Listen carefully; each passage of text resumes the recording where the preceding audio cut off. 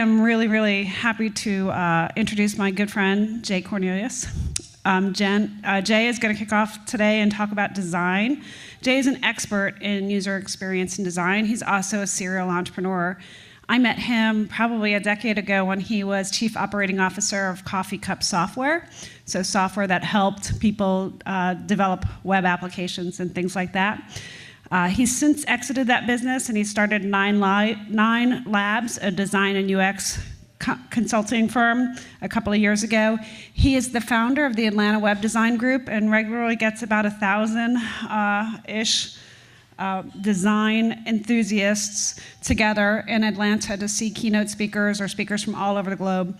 He is globally recognized in the design and UX space. He's written books, he's talks all over the world, and he is here today to talk to you about user experience and design. So he, in addition to loving user experience and design, he is a Scotch aficionado.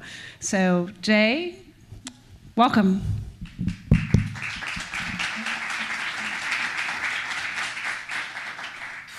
Thank you, Jen. That was quite the introduction. I'm impressed that you did that from memory.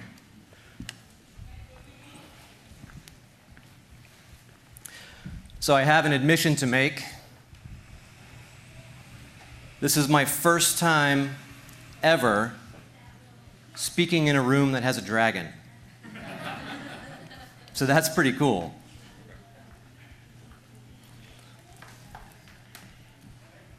How many people here live in Savannah? All right, so that's a pretty good number. So there's a lot of people here from out of town. I met some people here that came from New York for this event. I met people who obviously came from Atlanta. Who came from the farthest away? Anyone outside the state? Where are you from? Boston. Who can beat Boston? North of Boston.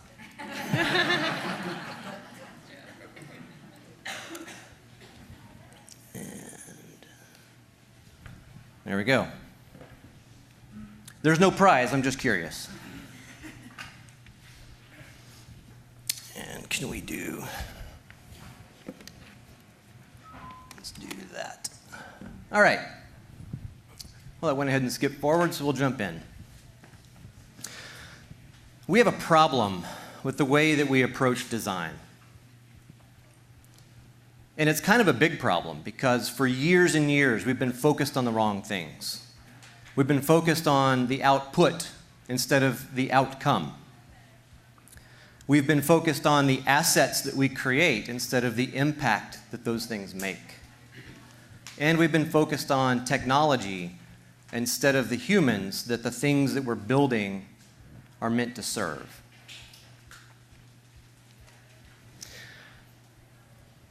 One of the key points is that understanding what people want and then designing a way and designing things that delight them and serve those needs is the most powerful way to achieve a business goal. If you build something nobody wants, no one will pay for it, and you don't have a business. If you build things that people want, they will pay for it, and you have a business. It's really that simple. But we get caught thinking about the wrong stuff. And a lot of people here are creating startups. It might be your first startup. It might be your 20th startup. It doesn't matter. You have the same challenges.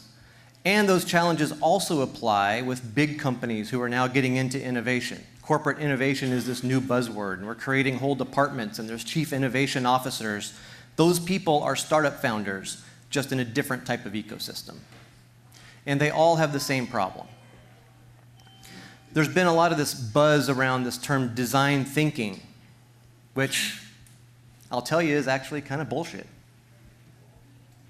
Design thinking is just a label that somebody put on the things that smart engineers and designers have been doing for decades anyway.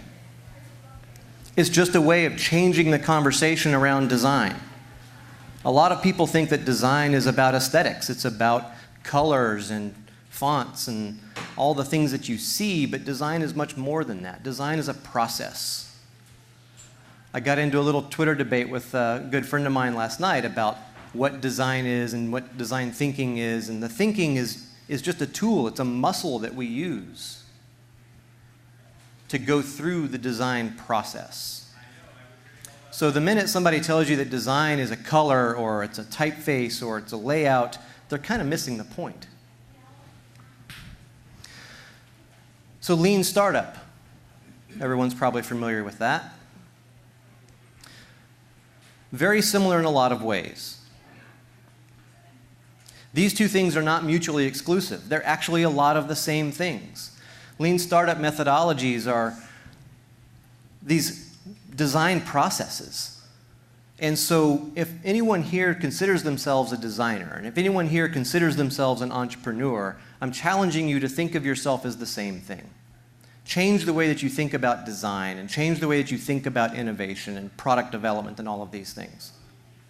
Because there's more to it than what's on the surface.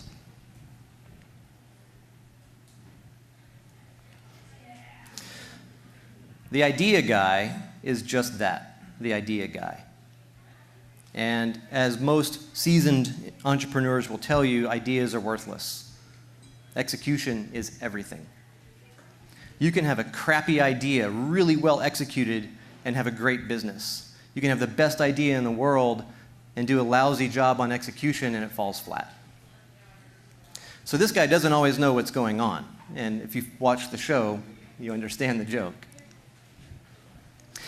This is IDEO's methodology. It's fine.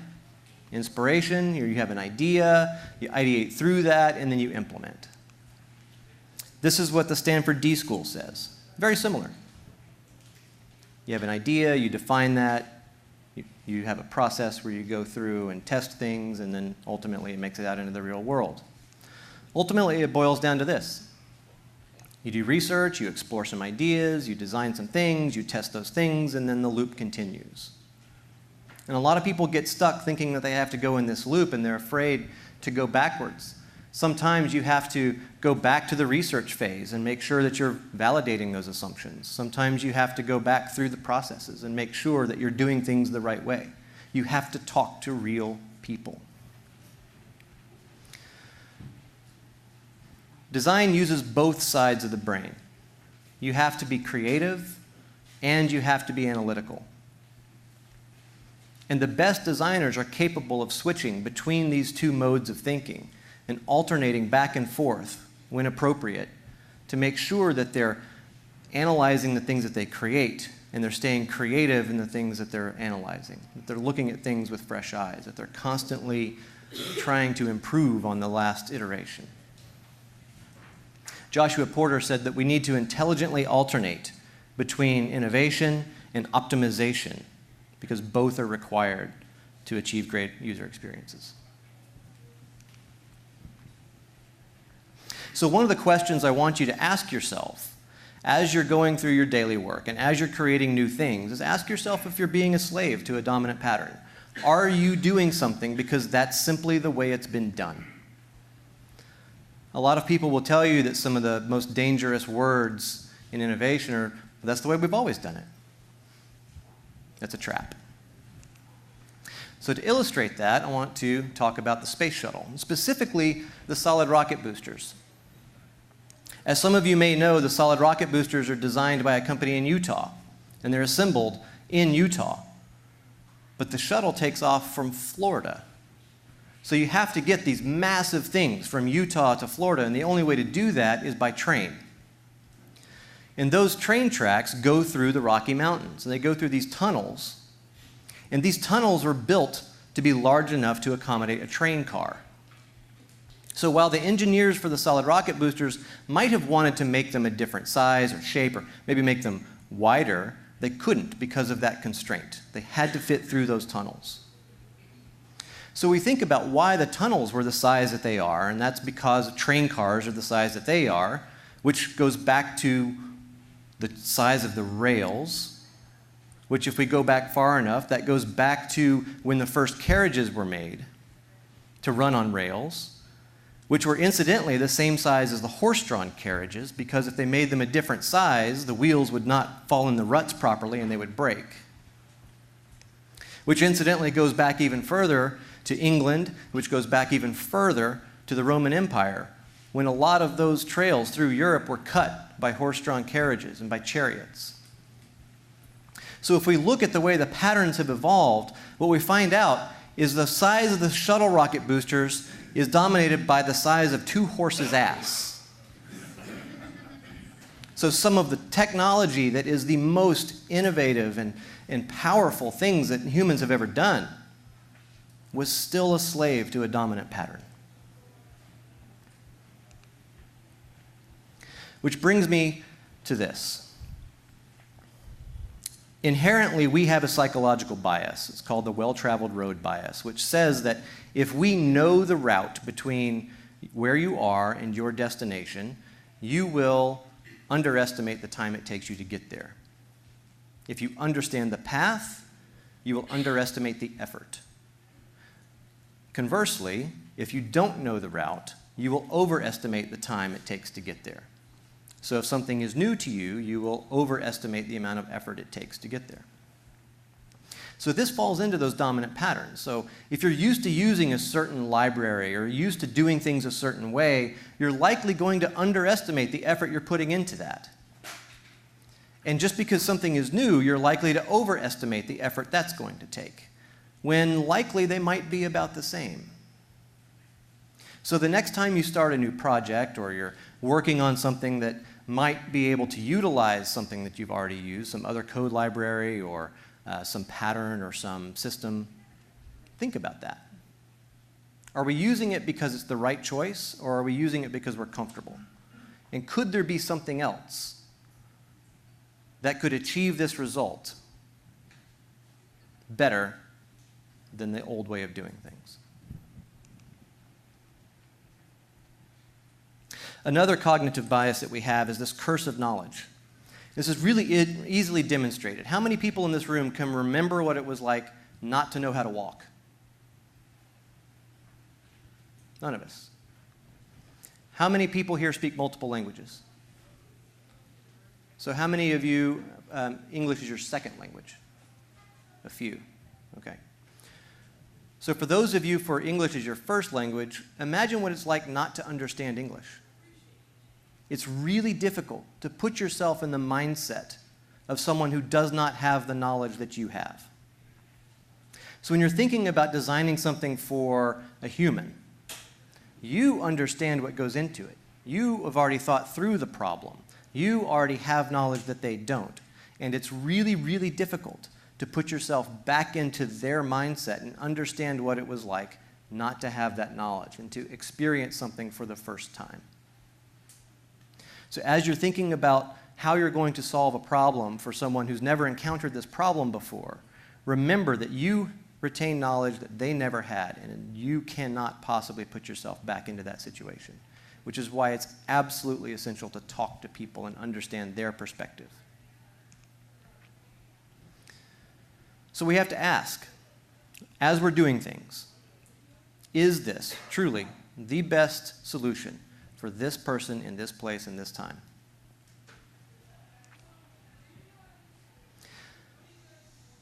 We can go one step deeper and ask, are we even solving the right problem? Are we looking at the right thing here? A great tool for doing that is called the 5 Whys analysis.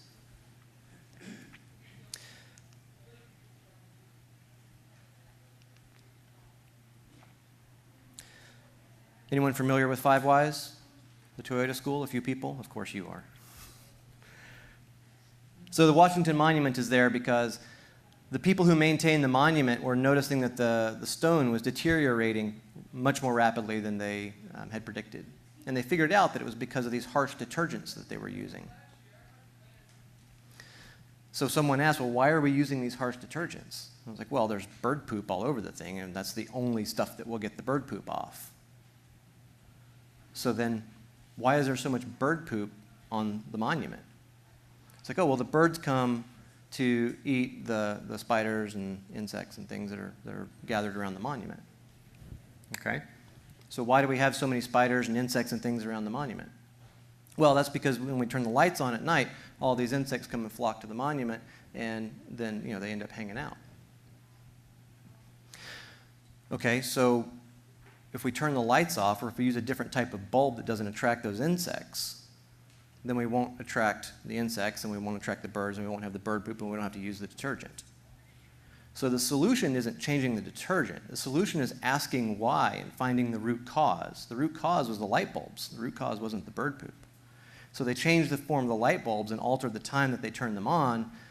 Problem went away. So by asking why repeatedly, you can get to that root cause of the problem and really understand what it is that you need to be working on. One of the best ways to do that, I've heard Jen say this I don't know how many times, get out of your office. You're solving problems for real people. That means talking to real people. You can't sit in your little cubicle, in your little office, and think you can understand the problems in the real world. It doesn't work that way. The truth is, as it says there, no idea survives its first contact with a real customer. You can have the most brilliant idea in the world, and you go talk to a real person, and like, well, yeah, but I would do it this way instead. And your assumptions will change. And what you'll find is the way that they approach the problem is entirely different. It happens every single time. So here we have, for those in the back, this axis is number of questions asked, this axis is the number of people interviewed. And so many people start here before they know anything. And if you've asked 0 people, 0 questions, guess what? You have 0 knowledge. So what you have to do is get out and talk to people and really understand what the problem is that you're solving.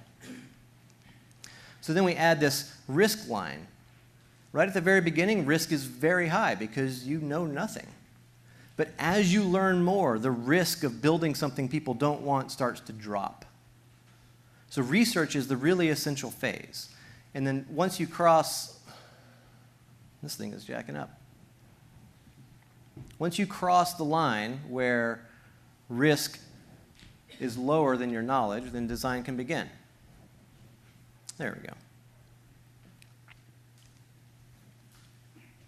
Which is related to this curve. When you first have an idea, you're super energized, you're super excited, right? Like, wow, this is going to be great. So many people are going to buy it, and it's going to change people's lives. And then you go out and you talk to people, and you're like, oh, shit, this is not going to work. And a lot of people quit. A lot of people quit right here at the bottom of this curve because they don't do enough research to really understand the problem, to push through that despair.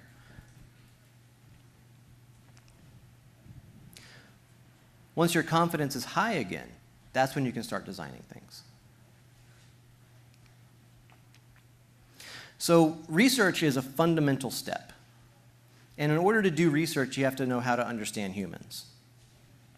One of the tools that we use is called empathy mapping. It's a really good way of finding out what the people you're designing for actually think and feel and see and do. So the map looks like this. So you put the person in the middle to remind you that this is a user-centered exercise. Then you ask them.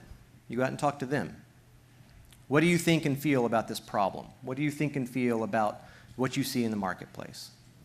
What do you hear from other people, from your colleagues, from people who influence you? What do you see in terms of the competitors or other ways to solve this problem? And then what do they actually say and do? This is where observation becomes a really powerful tool, is you put something in front of them and then you just take a step back and you watch and you observe their behavior. So if you put a paper prototype in front of somebody, or you put something that's maybe a little bit higher fidelity than paper, you put a prototype of an application, or you put a real-world application in front of them, and just watch what they do. Just look over their shoulder, see what they touch, see how they do it. Then you have to identify, what is their pain? And then what do they stand to gain as a result of using this thing that you're making? So here's an empathy map from one of the clients that we worked on. And you'll see in a couple spots, like, things don't really fall on the lines to be exactly, and there's all kinds of other ways that you can lay things out. But the important thing is get all of this on the board and do this with real people. This will create so much insight into the problem that you're actually solving, into how the people that you're solving it for look at the problem, that I guarantee you will change the way you're going to build the thing that you're working on. Another tool that we use is affinity mapping. So basically what you're doing here is you have all these concepts and you put them up on the board. These are important things. You work quietly, you don't collaborate. You get all this stuff up on the board, you go with your gut reactions. It's kind of like a brainstorm. And then you group all of these things together to find similar concepts. So when you think about building, the example that we use is building a coffee mug. We called it the Millennial Mug. What are some important things about a travel coffee mug? It doesn't spill, it's easy to hold, it's got enough capacity to put a full cup of coffee in there, it fits in my cup holder, it's dishwasher safe, it's BPA free. There's all of these things that are important in a coffee mug. And as you go out and you talk to people and get the ideas from them that are important from them, from real people, you can start to cluster these things together and you start to identify patterns. You start to identify things that are important to that target market. That will also uncover some really interesting insights. So as you group things together, here we have transportation, which is, it has to be easy to carry, it doesn't fit in my purse. Like here, this says it's too tall, so if it's in the coffee or it's in the cup holder, it's too tall, so when you go to shift the gears, it bumps into. So there's all of these things, right? It has to be leak-proof. This is usability, needs and wants. There's style and design. So it has to look cool. It has to be a good color. Under needs and wants, we have it has to be dishwasher safe, lightweight, and so on. So this helps you cluster ideas around common concepts. So now you're actually looking at how you're solving the actual things that humans want. If you go to a designer and say, design me a travel mug, they're probably going to create something that looks really cool and forget about all of this stuff because they're focused on the aesthetics. It's another way of grouping things. We use little dots to mean different things. So it makes it really easy to communicate and collaborate around this stuff. Another thing to understand about humans is motivation and incentives, which are two different things. A lot of people confuse those. Motivation is internal and incentive is external. These are primary motivators for people. They want a sense of accomplishment. They want freedom to make choice. They want connectedness to communities and people around them. And they want growth. They want to learn. They want to acquire things. They want to be more than they were yesterday. When we think about incentives and we think about the difficulties of the things that you are building for people, this is a really important tool to keep in mind. So on this axis, we have how hard is something to use. This is difficulty. And here we have incentive. How much do you want it? Think about getting a PhD. Any PhDs in the room? A few? It was really hard, wasn't it? No? Not really? What's your doctorate in? Electrical engineering. Come on, that's hard. For you. Touché, sir.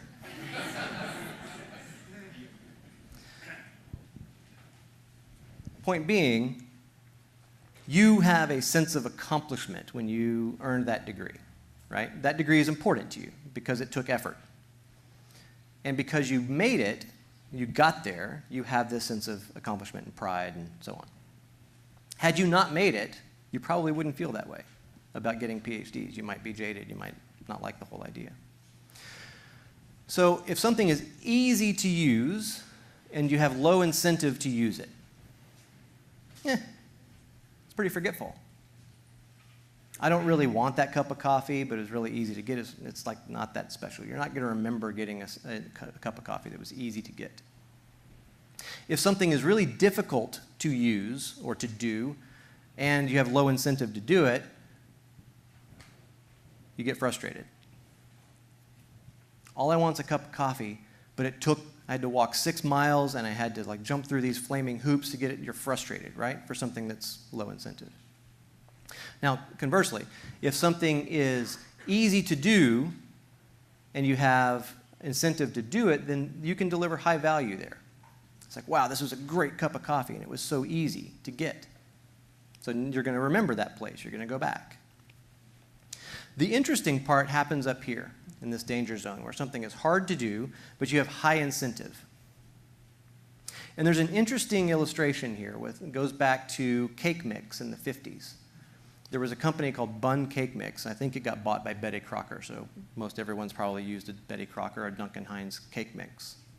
When that first came out, it was the powder, and all you had to do was add water. Easy. But what they found was housewives back then did not buy that cake mix because they didn't have any investment into making the cake. They just added water and put it in a pan, stuck it in the oven, and now you have cake. Now great, it comes out of the oven hot, it tastes good, but the people making the cakes didn't feel like they contributed anything because they just added water, so the product didn't sell.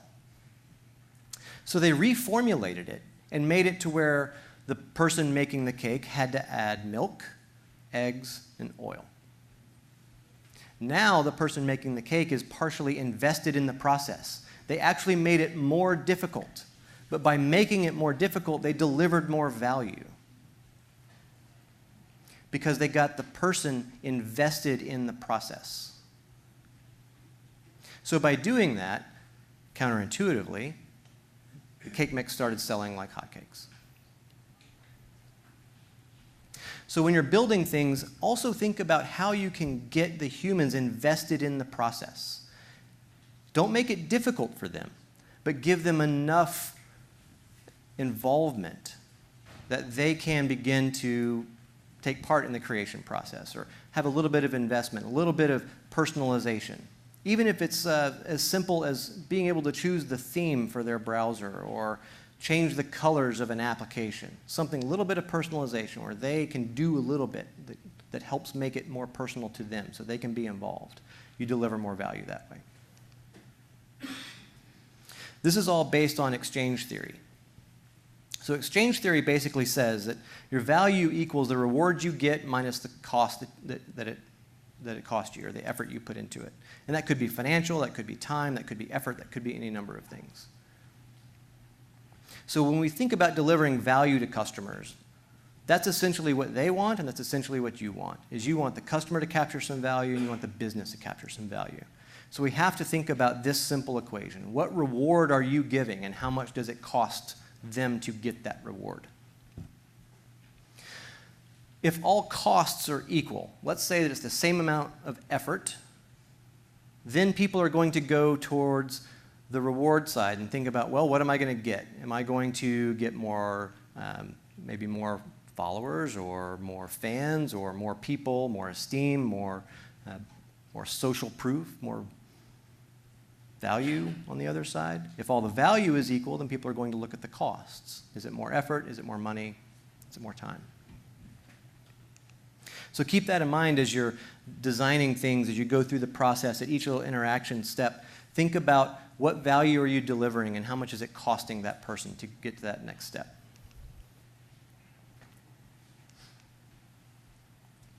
This is a matrix that we use. This is a digital strategy worksheet. So every team here, and this is something we give away so you can use it if you want. Every team here who's working on a problem should go through this. So this box, who's on your team? What skill sets do you have?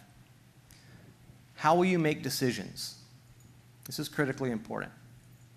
How will you decide things? Are you deciding by consensus? Which data are you looking at? How do you decide what of that data is important? What you can ignore? What are you going to create? Are you creating an app? Are you creating a service? And then let's go one step further and ask, how will other people build on it? If we think back to the early days of Foursquare, they were making an app to check into places. But then other people built communities and games and all these other things on top of that, which made it much more interesting and much more valuable than just saying I'm at a location. So then what you need to do is look at the market weakness, once you've identified these things, and look at your internal strengths. Then you can identify the adjacent possible. What can we do based on our strengths and a weakness in the market? What's now possible here? All of these are good spots to operate.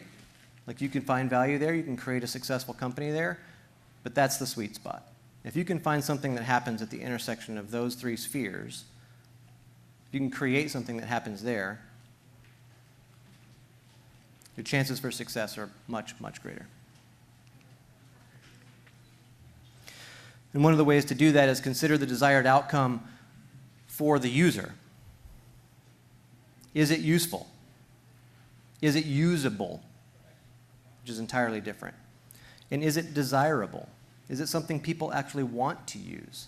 Sure, you can create something that has utility. You can create something that's easy to use. I was having a conversation with someone last night about how many clicks it would take to complete things. 2 to 3 clicks, like that's about the patience that people have. If it takes more than that, people start to get frustrated. But if they want to use it, if it's something that's really desirable, they'll put up with a little bit more effort. And as, going back a couple of slides, that payoff will be greater because they have that incentive.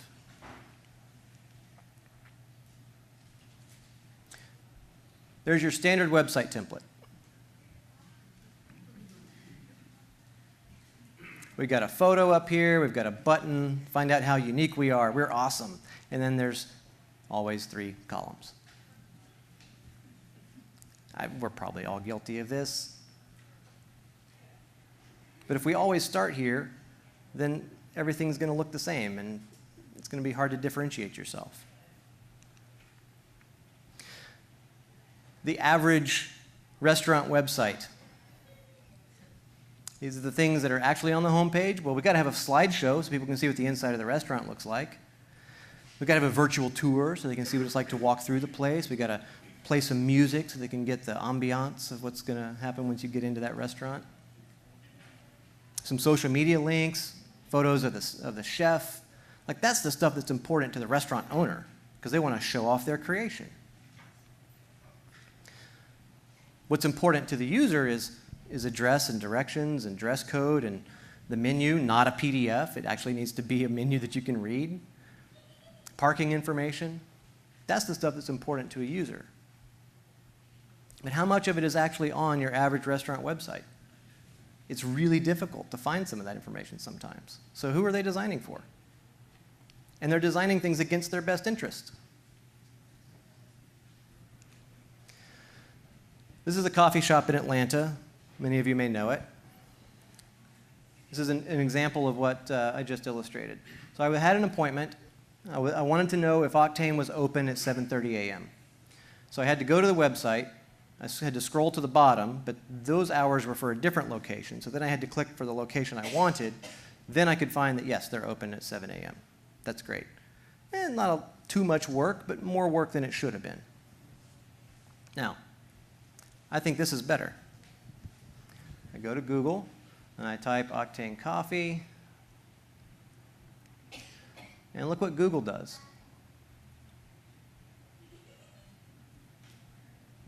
Gives me all the information I know, or that I need, including the hours, tells me if it's open right now, and I never had to visit the website.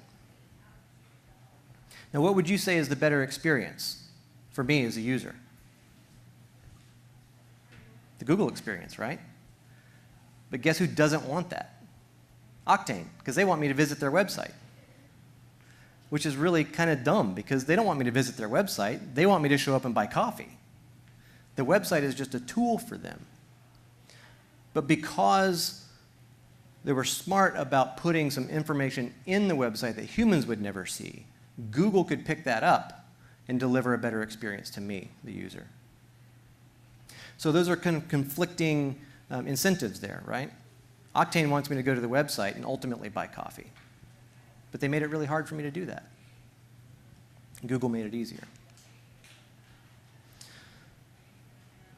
This is Plenty of Fish. It's a dating website. And by most design standards, it's ugly as hell. Any designer in the room is probably like barfing in their mouth a little when they look at this. But that doesn't matter. Why? Because they ultimately solved a problem for real people. They created a way for people to connect with each other. And while it's ugly as hell, 20 million monthly users, I'd be all right with that. Just acquired for $545 million. I think most of us would be cool with that exit. I think they had a staff of 7 or 8. They didn't focus on the aesthetics. They focused on solving the human problem and created real value. Another Atlanta company, foldingchairsforless.com. It's not even a good domain name, or is it? Now, what impression do you get when you come to this website? Lots of chairs, lots of colors. Not going to win a design award. But the impression you get when you come to this website is, if I need folding chairs, these folks probably have it. They have a lot of variety, and the way that they've designed everything, you know that it's going to be a good price. A crappy design like this actually communicates low price.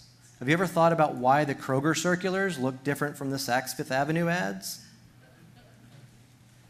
Kroger wants you to think it's low price, so they intentionally make it look like that.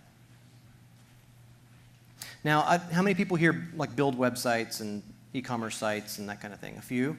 So keep your hands up if you would recommend to a new client they set up their e-com site on Yahoo Shops. All the hands drop immediately. This is a Yahoo shop. So my point is, it's not pretty. It's not even on good technology. But $42 million in annual revenue doesn't lie. Selling folding chairs. Again, they solved the human problem.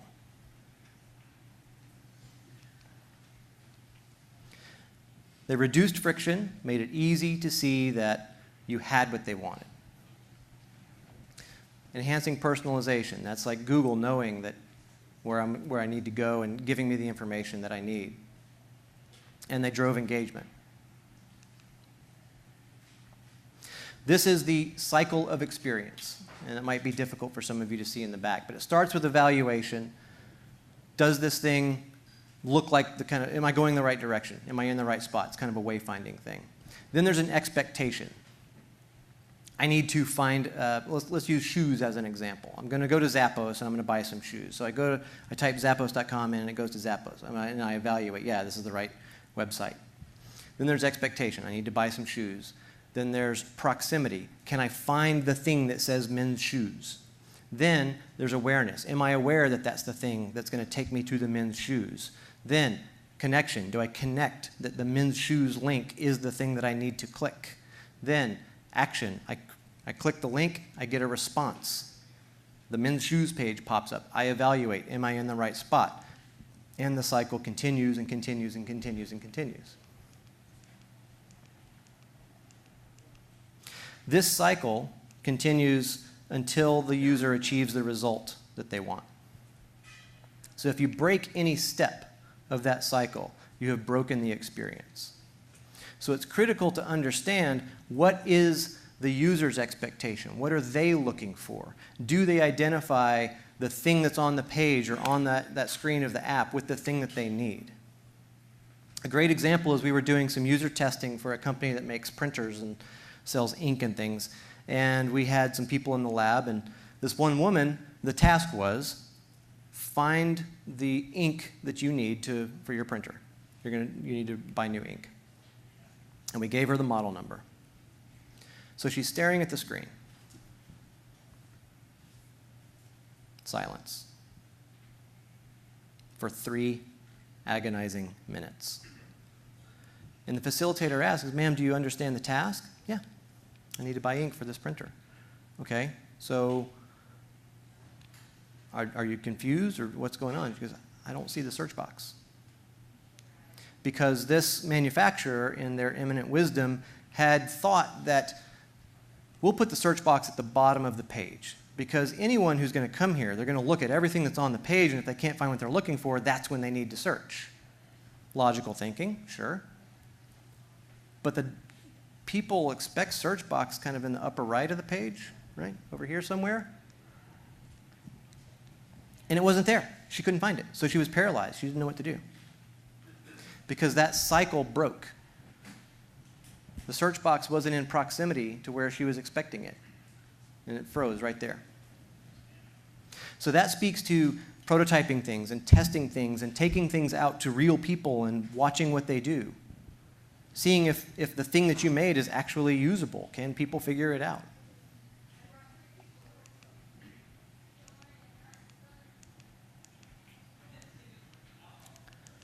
I guess I need a new clicker.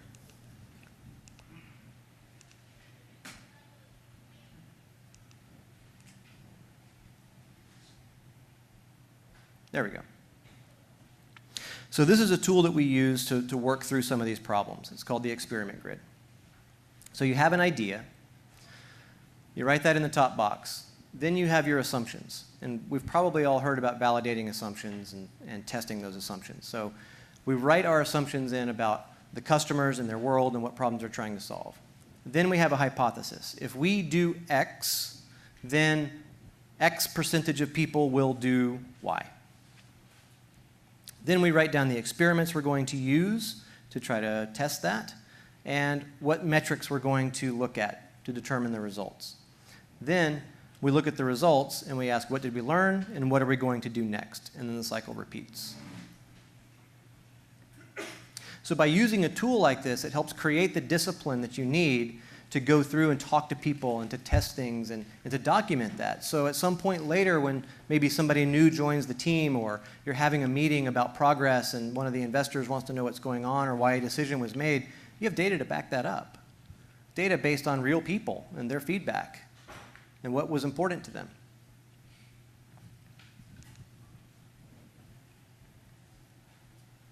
So what we want to do is we want to focus on people's thoughts and feelings and their attention and their memory. We need to ask, is the thing that we're building useful, usable, and desirable?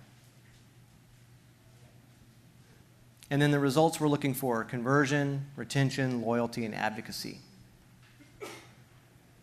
Usability doesn't really pop up there because we should have already solved that earlier in the process. If we can achieve these things, then all of that stuff, all those ancillary goals that we're typically looking for, like shares and people, all that virality, all that stuff is going to happen if you can accomplish these things.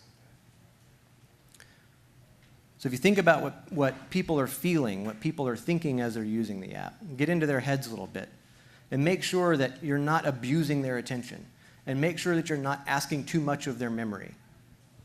That's making things easier to use and relying on the way people are already, their mental model, the way they're already approaching the problem. Then you're creating something that's useful and you're making it usable. And if you can tap into some of their really innate desires about what they're trying to accomplish and make that easier for them, then you're making something desirable. And that will lead to conversion and retention and loyalty and advocacy. So we have to remember that our business goals are certainly more important than the visual impact. We saw that with the folding chair site and with Plenty of Fish. Definitely more important than code quality, although your code shouldn't suck. But they're not really more important than the user's goals. Because the user's goals are what drives them to spend money, what drives them to use your product. And ultimately, if they don't do that, you don't have a business. And if you don't have a business, you can't have business goals. So satisfying the user's goals should be the first priority. And in order to satisfy users' goals, you have to understand those users' goals. Then you can build a business around that. Most people are probably familiar with this. This is a tool that's pretty widely used these days. It's a great tool. I want you to focus on these sections here. What's your value prop? What's your customer segment? Really spend a lot of time here. And don't predefine your customer segment too tightly. Go out into the market and talk to people. What you might find is there's a group of people just adjacent to the people that you thought were going to buy your thing who are really excited about your thing. Develop those personas, talk to them, test with them, bring them into the office and sit alongside them and see what they're doing. Like really get into their heads. This is a great tool to do that. This is the value proposition canvas. Most people have probably seen the business model canvas. How many people have worked with this? Just a few? This tool is really powerful, and you have to use this with multiple groups, multiple personas within your target market. Maybe your target market is millennials 25 to 35 who live in New York City. I'm here to tell you that's too broad. You got to tighten that up. This tool will help you figure out how you're going to attach your specific features and benefits to their specific needs and pains. Then, from there, you can have a strategy about how to talk about your product or service, what's important to the customers, and it will actually change the way you create your product or service. It's going to absolutely throw some of your greatest ideas under the bus. And that's okay. That's what you want. Again, is it useful, usable, desirable? Hop on a screen share with people. There's a little trick. Most people have laptops with a little camera. So there's a good little trick. You're testing a mobile app. Have them take their laptop and hold it like this, and then use the app. And then this camera can see what they're doing on the app. And then get your team in the room and have them look at what the user's actually doing. If you can't get the user in the room with you.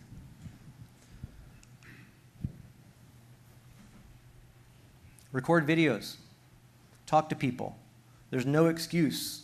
With today's technology, there's no excuse for not being able to get people on the phone or on some Hangout or Skype or whatever tools it is that you use. The tool isn't important. The important thing is you talk to people and test with them. Watch what they do. Understand their goals. You probably have a good handle on yours. Understand theirs. Because this is where the magic happens. It's when you can find the intersection of what their goals are and what your goals are. Then you've designed something as a part of the process. It's not the aesthetics, it's the process.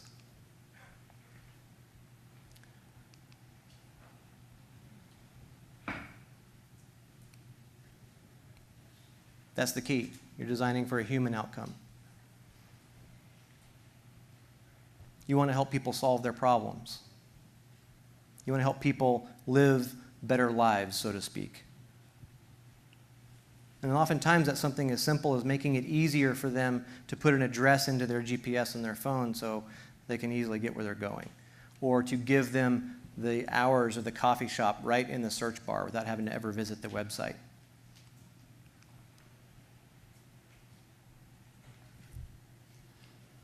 This is an important point because a lot of people think about the opinions of the stakeholders in the business because business people think that they're smart. Well, let's remember, it took us 5,000 years to put wheels on luggage. We're not as smart as we think. Human-centered design builds audiences. It builds affinity for your products. It builds loyalty for your products. And ultimately, that's what builds a business.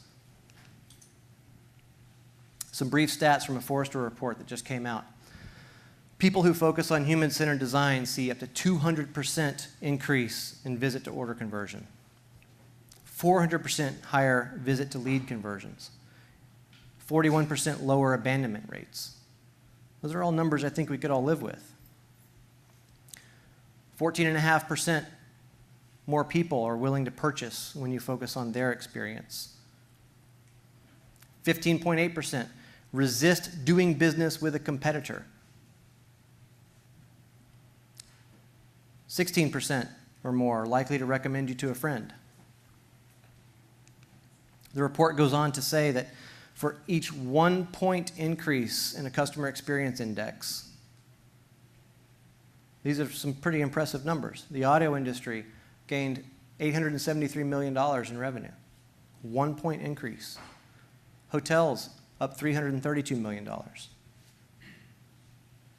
from a 1-point increase. And that index measures things like ease of use. It measures brand affinity. It measures usability, findability. These are all human metrics. So think about what's best for the customer, then about what's best for the business, then how can you do both? Find that intersection. And that's great design. Because again, understanding what people want and designing things that delight them is the single most powerful way to achieve a business goal. So we need to be thinking about outcomes instead of output. The impact that we're going to make instead of the asset that we're creating. And most importantly, we need to be thinking about humans instead of the technology that we're working on. Thank you for your time today.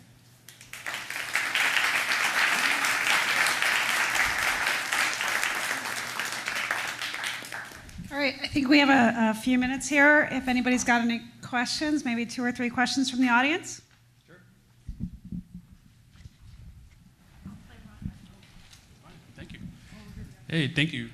I was wondering if you could speak a little bit about using the UX design process in a sprint or agile environment where things move pretty quickly and there may not be time to do all of the research. Google Ventures and Jake Knapp just published the Design Sprints book. And if you have any insight on that, I would love to hear your thoughts. It's tough. So are you in an agile capital A or an agile-ish environment? Capital A. Capital A, yeah. So that gets tough because there's not a lot of tolerance for things that take time. What we do is we build some time into the beginning of the project to get that research done. And the toughest thing about research for us is scheduling interviews with the customers because everyone's busy, right? And there's times that we have got a handful of people that we want to talk to and we can't talk to them for 3 weeks because they're out of the country on vacation or whatever.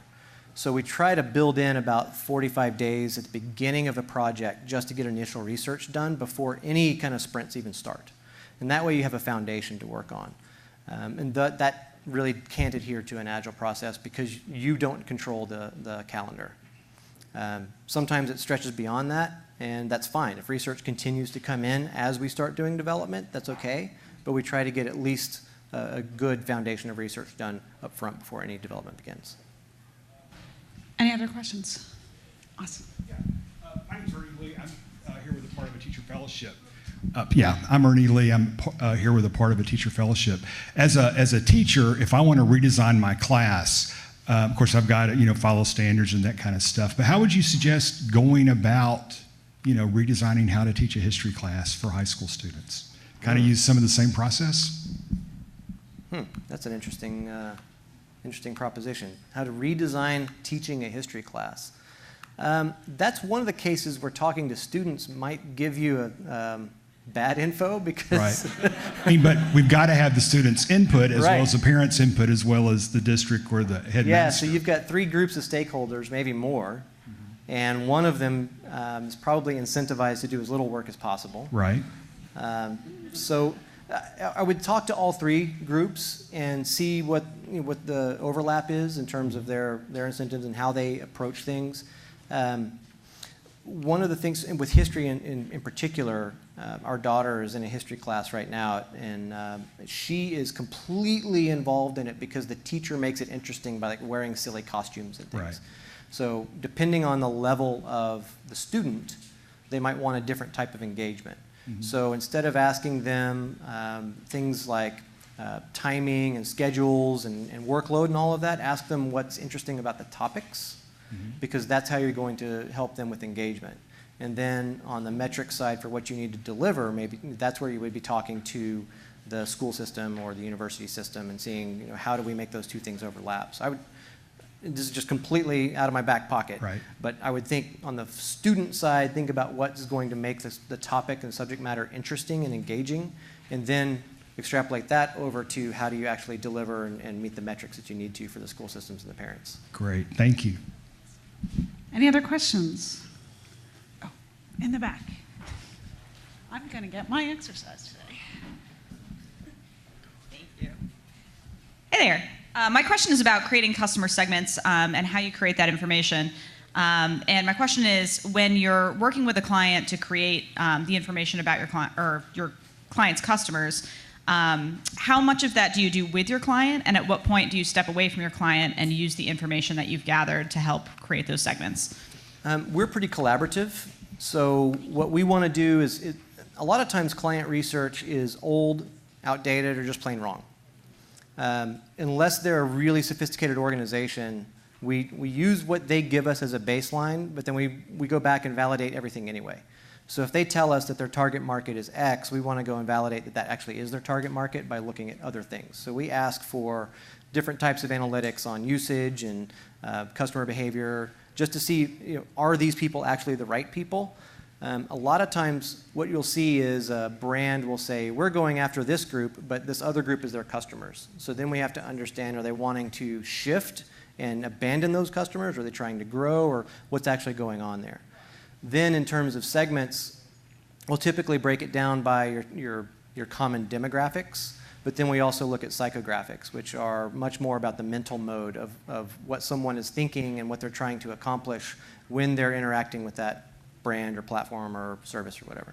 That's where the empathy mapping really comes in handy, is understanding what is this specific group's or individuals' pain points and what are they trying to gain, and then you can build personas up from that.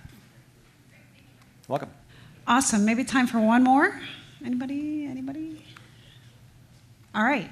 So our next sessions are going to start at 10:15. I'm just going to announce where they are so that you know what's going on. Then we'll give Jay another round of applause. So our next sessions start at 10:15. In this space will be a panel on corporate innovation. And in the Jolly Goblin will be a discussion on made in space, so 3D printers in space. And then ATDC office hours will be back in the ATDC office right over there. So there is a map in your brochure about how to get to the Jolly Goblin, because I don't really know how to explain it. It's that way and then over that way, kind of go through the courtyard. So yeah, the front door is on MLK, but it's sort of diagonally that way. It's like 2 minutes away, not far. There is a map in your booklet. You'll find it. And they have volunteers lining the route, so they'll help you out. So Jay, thank you so much for such an enlightening experience.